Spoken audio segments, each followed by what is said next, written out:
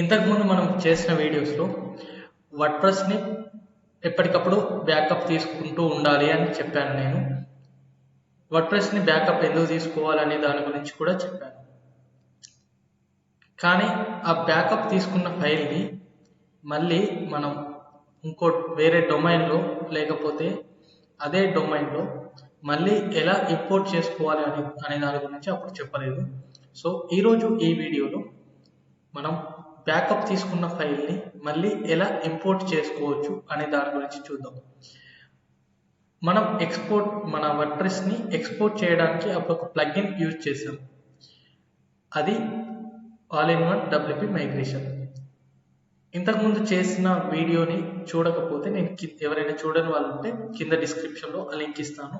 ఆ వీడియో చూసి ఈ వీడియో చూడండి. వర్డ్ప్రెస్ని బ్యాకప్ ఎలా తీసుకోవాలి అనే దాని గురించి నేను ఇంతకుముందు చేసిన వీడియోలో చెప్పాను. సో మనం ఈ ప్లగ్ఇన్ యూజ్ చేసుకొని మన వర్డ్ప్రెస్ని ఎక్స్పోర్ట్ చేసుకున్నాం. సో ఇప్పుడు ఈ వీడియోలో మనం ఏం చేస్తున్నామంటే వర్డ్ప్రెస్ని ఇంపోర్ట్ చేస్తున్నాను నేను ఈ సైట్లో. సో దానికోసం నేను అప్పుడు ఫైల్ లాగా ఎక్స్పోర్ట్ చేశాను కాబట్టి ఇప్పుడు ఫైల్ లాగానే మళ్ళీ ఇంపోర్ట్ చేస్తున్నాను. సో ఫైల్ పై క్లిక్ చేశాను. ఇక్కడ ఫైల్ సెలెక్ట్ చేసుకుంటున్నాను, నేను ఎక్స్పోర్ట్ చేసుకున్న ఫైల్. సో ఇది స్టార్ట్ అయింది ఇంపోర్టింగ్.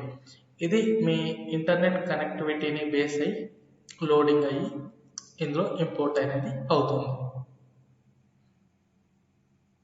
ఓకే, ఇప్పుడు సైట్ అనేది ఇలా ఉంది. ఇంపోర్ట్ చేసినాక ఎలా చేంజ్ అవుతుందో ఇప్పుడు చూద్దాం.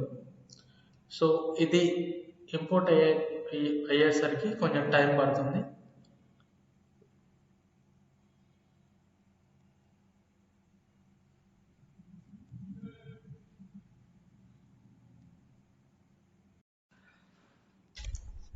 ఇది ఇంపోర్ట్ అవ్వడం కంప్లీట్ అయిపోయింది. ఇప్పుడు ప్రొసీడ్ అనే దానిపై క్లిక్ చేయండి.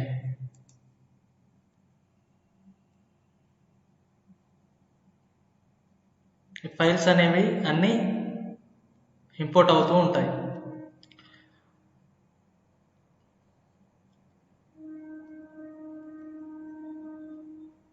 ఈ బ్యాకప్ అనేది మనం ఎవ్రీ మంత్ కాకపోయినా మనం మేజర్ చేంజెస్ మన వెబ్సైట్లో మేజర్ చేంజెస్ ఎప్పుడు చేసినా అప్పుడు వర్డ్ప్రెస్ అనేది బ్యాకప్ తీసుకుంటూ ఉండాలి. మనం సైట్కి ఎప్పుడైనా ఏమన్నా కావచ్చు, మనం చెప్పలేం. మనం ఏమన్నా చిన్న మిస్టేక్ చేసినా కూడా సైట్ మొత్తం క్రాష్ అయిపోతుంది.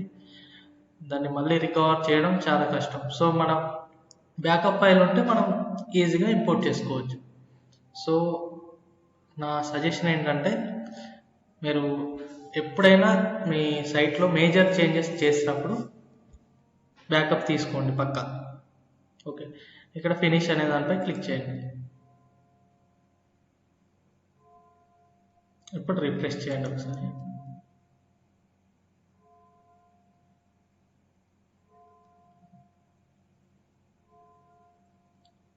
ఇక్కడ మళ్ళీ లాగిన్ అవ్వమంటుంది. లాగిన్ అవ్వండి.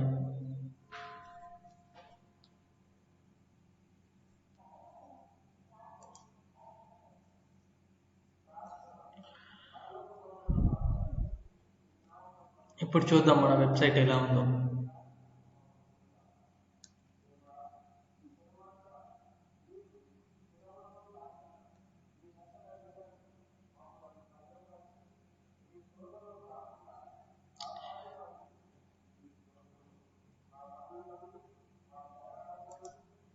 రిఫ్రెష్ చేస్తున్నా.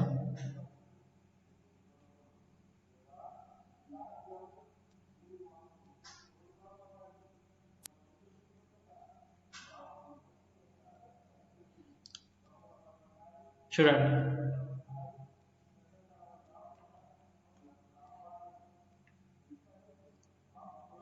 సైట్ అనేది మళ్ళీ బ్యాకప్ వచ్చింది. ఓకే, ఇలా మనం మన సైట్ ఎప్పుడు క్రాష్ అయినా కూడా ఈ బ్యాకప్ ఫైల్ ఉంటే మనం దాన్ని ఇంపోర్ట్ చేసుకోవచ్చు. Okay, thank you for watching this video. Bye.